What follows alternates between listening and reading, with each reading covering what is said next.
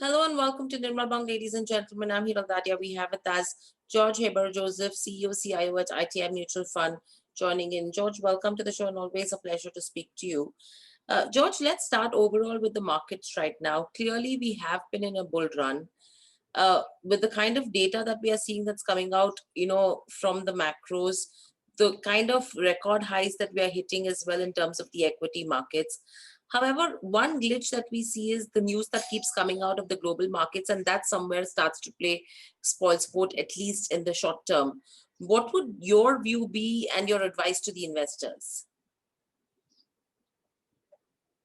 Yeah, thanks, Hiral, for having me on this show.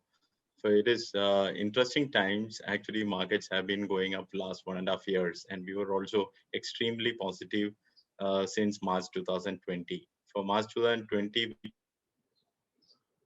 we investors to be aggressive because we thought that's a brilliant opportunity that you're getting at a time where the entire economic fundamentals, whatever we look at, or the data what we look at, has been bottomed out, and also the liquidity is zooming in US. So that was the thought at which we have told all our investors to put aggressively into equities.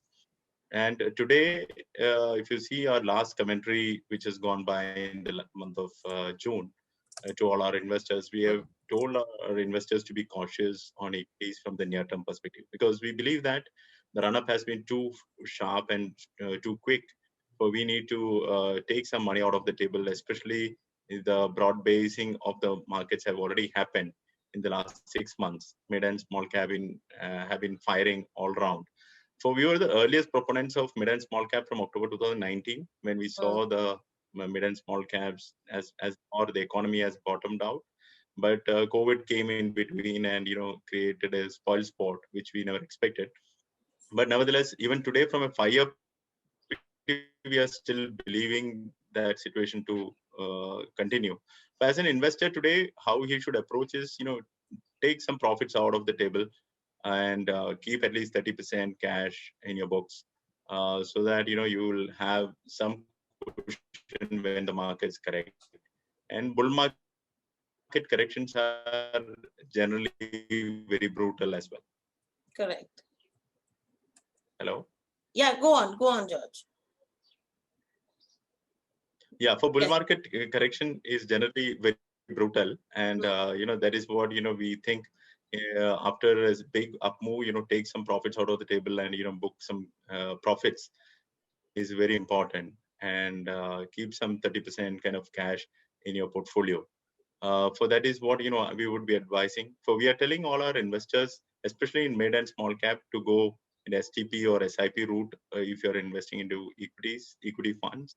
Whereas if you are looking at some of the balance advantage or value fund, or some of the very defensive category, or even multi-cap for that matter in our case, so we can say that we are positioned for such a situation. So lump sum is also not a bad idea there. But structurally, very bullish on the economy as well as the markets from the next 5-year perspective. We believe that the capex cycle recovery is just starting, and it is going to gain steam as we. Okay. So, George, overall, a lot of beaten down stocks have started to get a lot of interest from the buyers.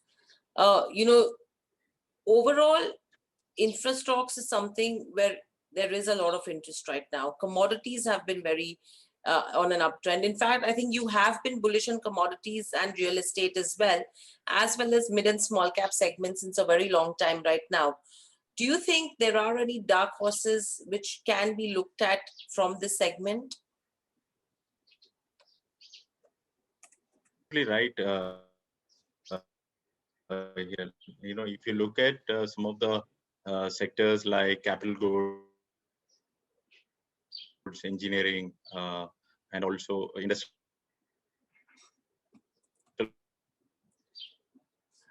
product companies, George, I would interrupt over here. I'm losing you. I we mean, are you're coming extremely in weird. bullish on that space from the next 10-year perspective. I look at 2000, we saw the entire. George, I'll interrupt. There's something wrong with your internet, I think. Your screen is completely frozen.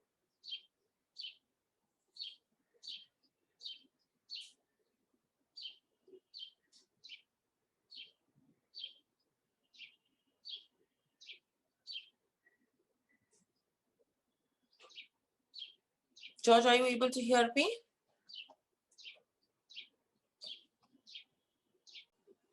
George, you're on mute. Yeah, I'm really sorry. No problem. Okay, so we'll continue with the second question again. So overall, as we were talking that you have been bullish in terms of commodities, real estate as well. Construction infrastructure has been picking up. Mid caps and small caps have given a good run. Overall, do you think there could be any further dark horses which investors can look at? It's important to understand, Hiral, that previous this is a very interesting cycle we are in, and after a 1.5 years run up, there is definitely opportunities in the mid, large, and small cap space, which you have to tap on, and for that you need to do a lot of bottom up research as well. So it is not an easy game compared to 1.5 years back where everything was looking cheap. Today, a lot of pockets have already become very expensive, but we are very constructive on the markets from the next 5 to 10 year perspective. So if I give you a brief glimpse of what we are thinking, from 1990 to 2000, we saw the entire technology, media, telecom boom, which got peaked out in the year 2000. And after that, 2000 to 2010, we saw the entire infrastructure, capital goods, engineering, utilities, and corporate banks boom, which peaked out in the year 2020. 2010, and then 2010 to 2020 we saw the entire consumer boom, for which we believe that it has peaked out in the year 2020. So it is like a 3 decades when I compare my experience also. Now next decade is going to be very different, and that is going to resemble the 2000 to 2010 infrastructure cycle, or the capex cycle. And I think 2020 September quarter onwards, that is clearly visible that old economy is coming back with a full bang. Right. So the opportunity is lying in those sectors which has done well between 2000 to 2010, and that is the area where you have to do cherry picking and find out the dark horses. Right. And what would your view be with regards to the PSU space as well, taking into consideration we are seeing so much of privatization? So irrespective of the privatization, Hiral, the interesting part is that the stocks are trading at a ridiculously cheap valuation related to its own history. Right. And whenever the capex cycle picks up, as I mentioned earlier, the PSU related companies, all PSU companies are somewhere connected to the infrastructure and the entire capex cycle space. So we believe that that is a space to be in, and to be and PSU banks also is looking very attractive to me at this point in time. For last 10 years, I have not been a big fan of PSU banks, but I think the PSU space is looking very attractive from the next 10-year perspective. Valuation re-rating is definitely on cards, and also earnings growth is definitely on cards. Right. George, overall, the latest data that we have so far is the May mutual fund data. I think June data will be expected in the next couple of days. However, if you have to take the May mutual fund data into consideration, we've again recorded an all-time high in terms of the AUM for the month of May. What is the overall data indicating to you? I would say that we are at the bottom of the economic cycle, and there is a huge run-up in growth which is going to come, be it in the financialization of the economy, as well as money moving into the equities as well as debt segment. For the disposable income is going to increase. Like if you have seen the data, every 3 years our AUM data for the mutual funds is adding by 10 lakh crores. For that is a recent trend. For every 3 years, it is increasing by 10 lakh crores. So I think that is going to increase at a much faster pace in the coming years. BCG study also suggests that in next 10 years it will move to 100 lakh crores as the industry. I think it is pretty much easily possible. Today is at 30 lakh crores, and much earlier than what BCG is thinking about. I believe it will reach at 100 lakh crores.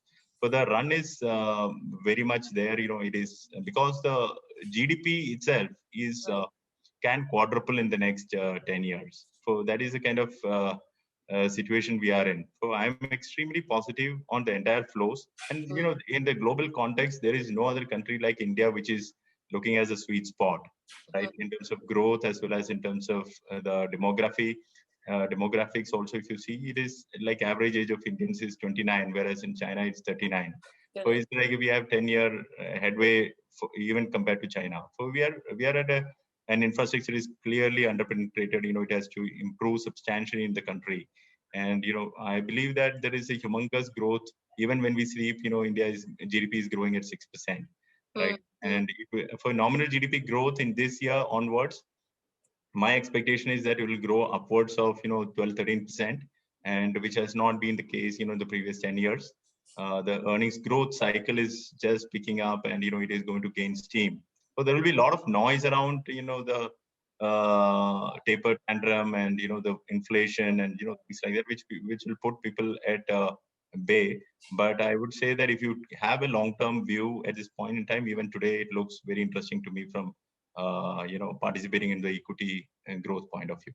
Right. But George, overall, when we are seeing 12 to 13% GDP growth, that we'll have to take into consideration that it comes at a very low base, right? Not really, because what we have to understand is that if you see the corporate profits to GDP is near about 2%, Hmm. to 2.2% at this point in time, which was more or less like in the year 2000 kind of scenario, right? And in the year 2007, it went up to 5.5% for the organized corporate profits to GDP. And if you organize sectors, and also if you see unorganized, also if you include, it was 7.7%. So we are at the bottom of the economic cycle very, very clearly. There are so many things which happened. You also know that, demonetization, GST, RERA, tax cuts, Atmanirbhar package, and, COVID crisis, as well as Yes Bank and, ILFS crisis.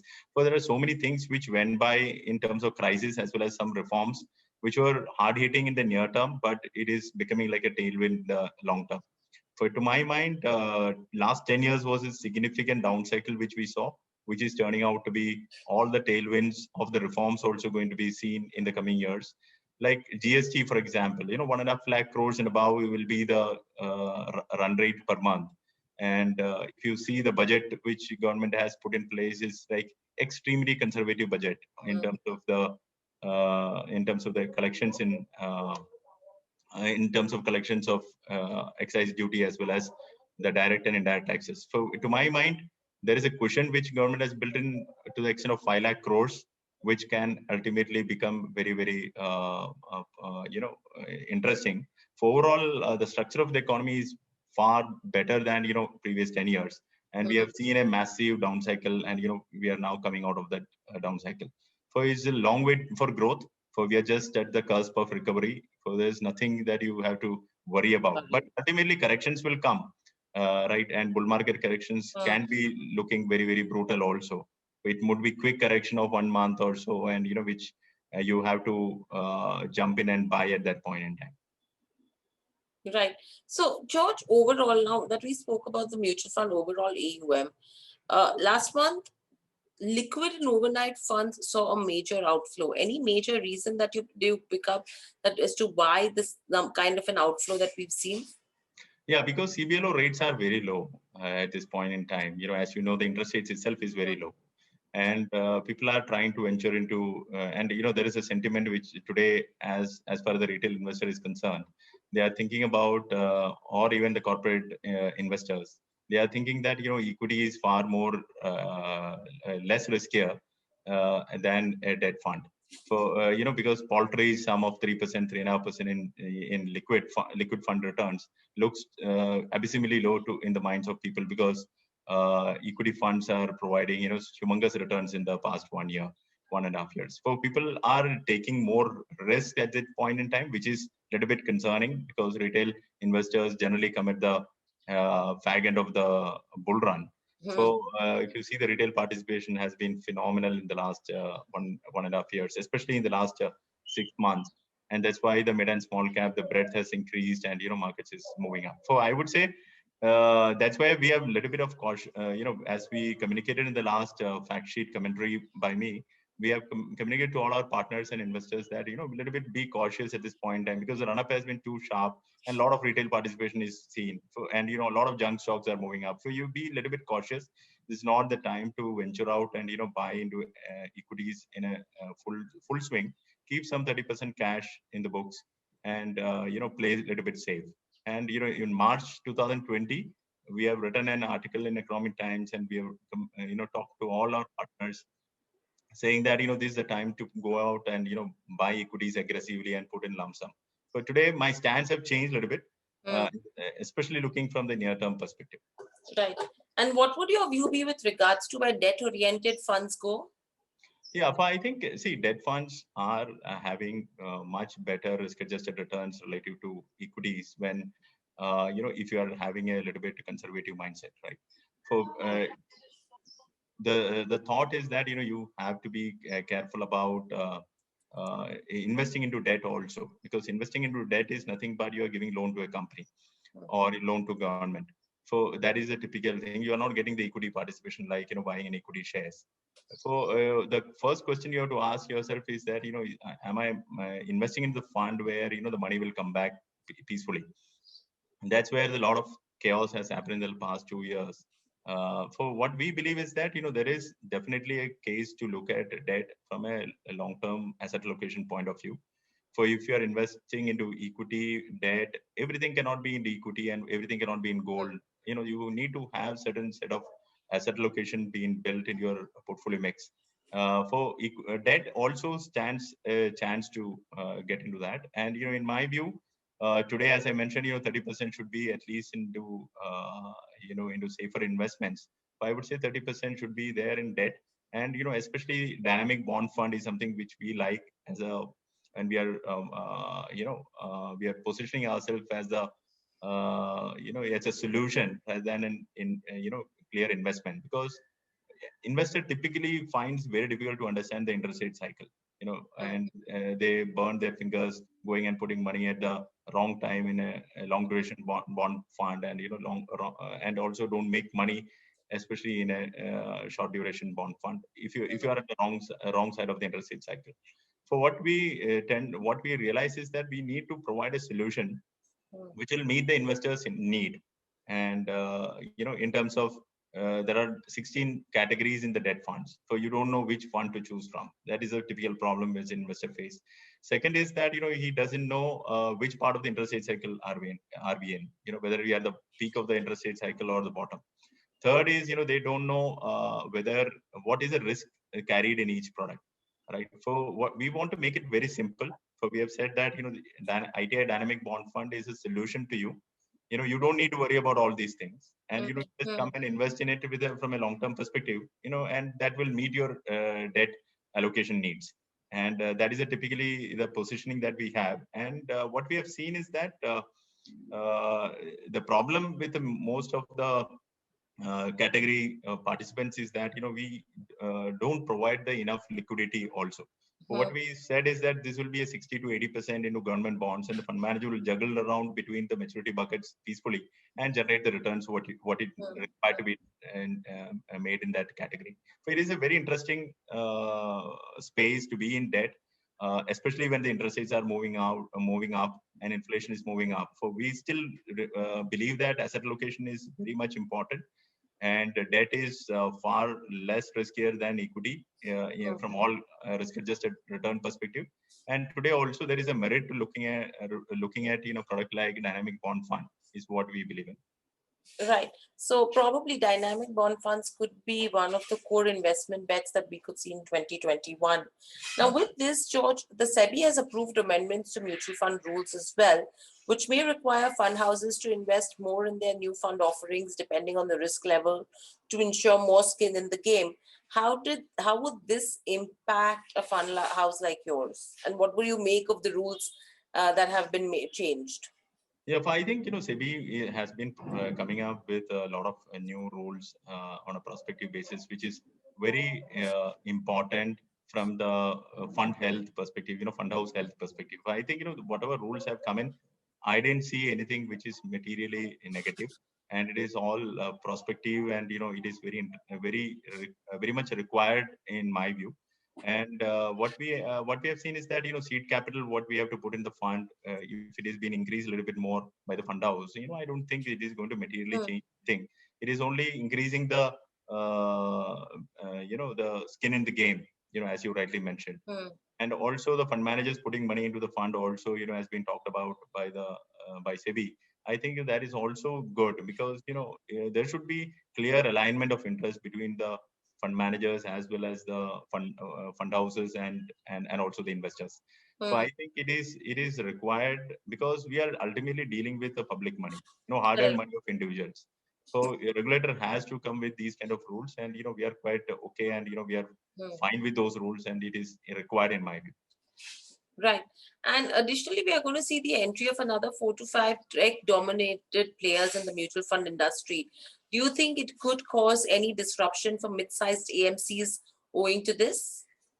Our belief is very different, Hiral. When we started off 2 years back, we had already displayed a certain set of qualities, which is, which could be seen in the top 10 mutual funds.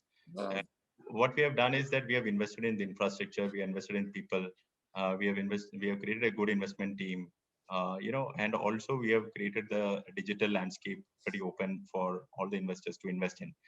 So it is pretty thoughtful way we have approached the entire mutual fund business, unlike many other small players who came into the industry. So we think that talking it to an investor and making him understand the risk of the product is very important. And be transparent, be ethical, and and also gaining their respect and trust is very important in the business. It is not a product only by selling online, right? And there will be periods where markets will go through a downturn. There will be periods market will have a tough time.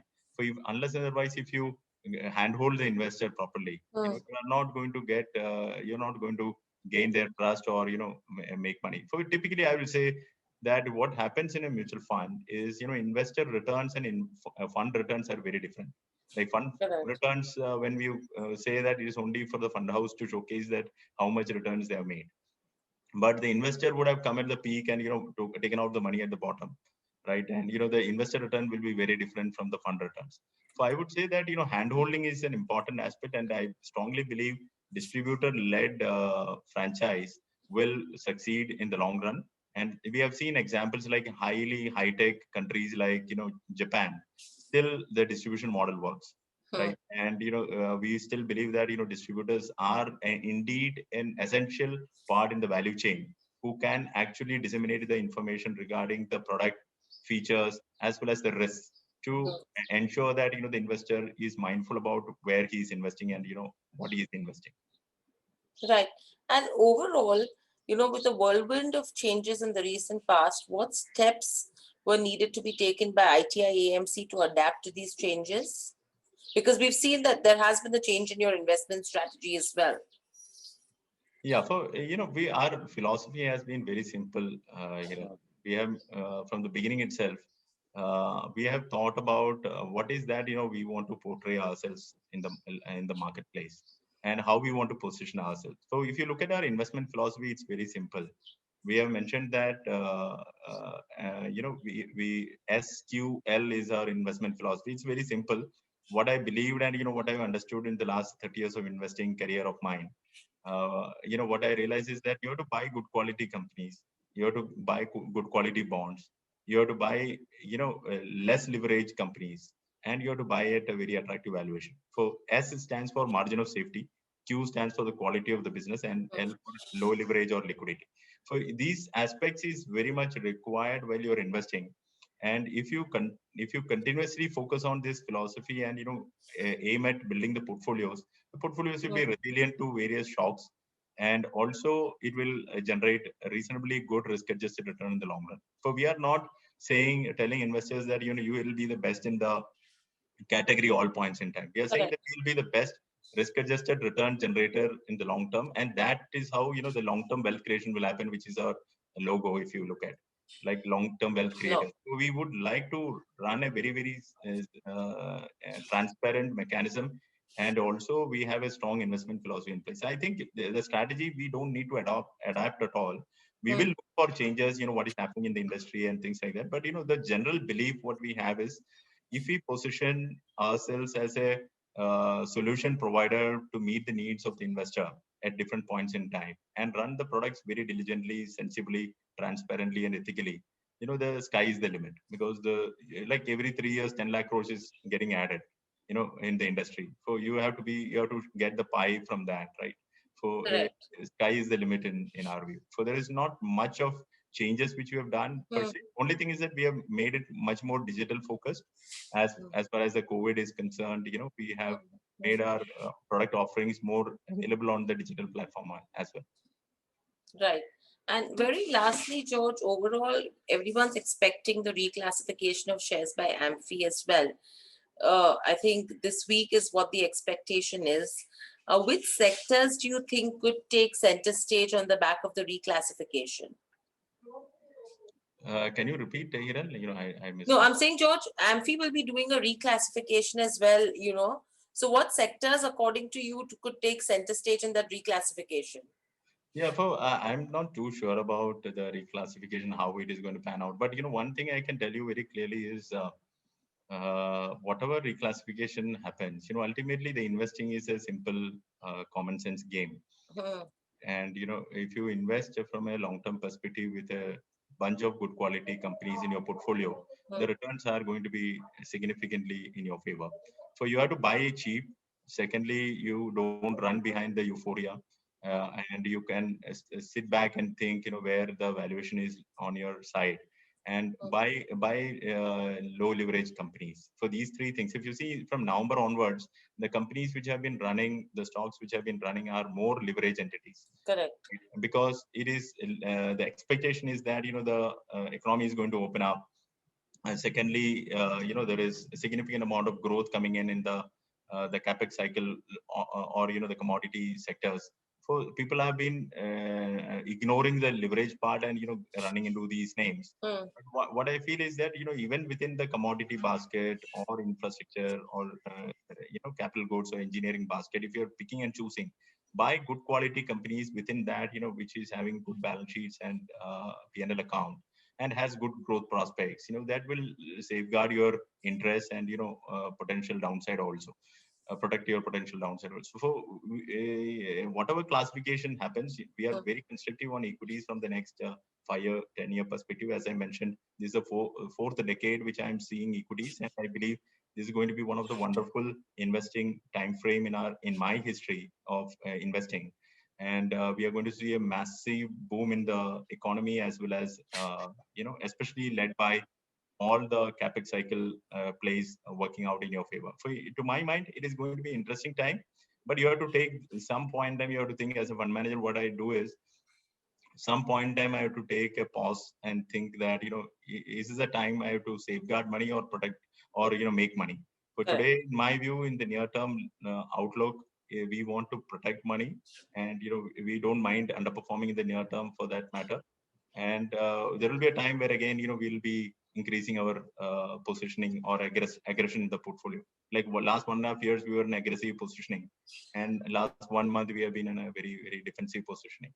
So we will keep changing that. Today is protecting money is Hmm. the theme which we want to play from the near term perspective, but we are very constructive from a long term perspective. Absolutely. So I think the key takeaway is become an investor for the long term. Don't get worried with short term blips. I think these corrections are going to be here to stay in every bull cycle, and make the most of the opportunity of the corrections that you have on the back of the cash that you've relieved on the sideline. Correct? Absolutely, absolutely. Hiral. You have to be thinking long term.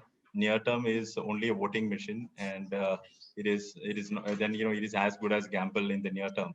But long term, the earnings growth works, and markets will track the earnings growth, and next 10 years is going to be phenomenal earnings growth in my view, and that is something which you can't miss. And this is going to be a phenomenal equity bull run that we are going to see. And we are at the bottom of the economic cycle. We are just starting to see the big bull run. So typically, you have to take a caution after a big run up, and then wait for a correction, to add on to equities in a big way. So today, that is in the mode which we are sitting. But ultimately, we are going to see a phenomenal market situation in the next 10 years. Absolutely. Thank you, George, so much for joining us on the Thank show. you. Thank you, Great Hiral. inputs, great insights. I hope you enjoyed the conversation as well. Stay safe and speak to you soon again. Thank you. Thank you. Thank Thank you for having me on the show, and, stay safe. You too, stay safe.